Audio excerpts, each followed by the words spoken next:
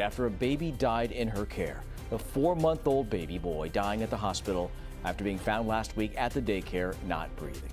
We start with that tough story tonight here at 10. Thanks for joining us. I'm Tony Lopez. And I'm Marley Ginter. The baby was found last Wednesday, and the daycare's owner was allegedly intoxicated. Your reporter covering San Joaquin County, Charlie Lapastor, is live for us in Manteca, getting answers on this arrest. Such an upsetting story, Charlie.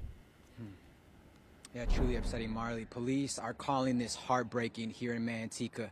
Now, while they await for the autopsy of this precious baby to be completed, the daycare owner, she's facing serious charges. I'm sad about it. People living on Merlin Lane in Manteca expressing heartache after hearing about the loss of 4-month-old Christian Olvera, who died last week after being at a daycare on this street. I know they're devastated. I just feel it, you know. And I mean, to be at work and all of a sudden you hear something like that happen, I wouldn't know what to do. Manteca police officers were called to this house acting as a daycare last Wednesday afternoon, where they say they found Christian not breathing. There was an adult already giving the child CPR. He was eventually transported to Oakland Children's Hospital, where he died just 2 days later. What I want to do is give prayers to the family. This is a difficult situation, not only for the family, but everybody involved, the officers that responded, the dispatchers that took the call. Officers say the daycare owner, Roxanne Helis, was showing signs of intoxication. She was arrested for felony child endangerment and later bailed out. Because I know how the parents feel, you know, for losing a 4 or 5-month-old baby.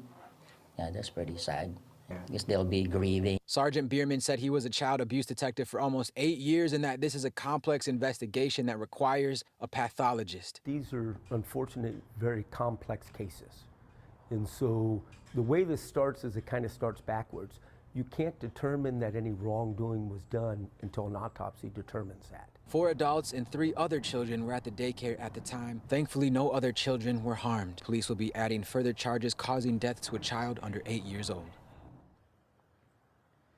Now, I actually knocked on Helis' door earlier. There wasn't an answer. The next door neighbor told me she actually hasn't been there for a couple of days, but what I did notice on the door, there was a sign saying closed for business, and that took effect as of this evening at 6 p.m. To protect the health and safety of the children.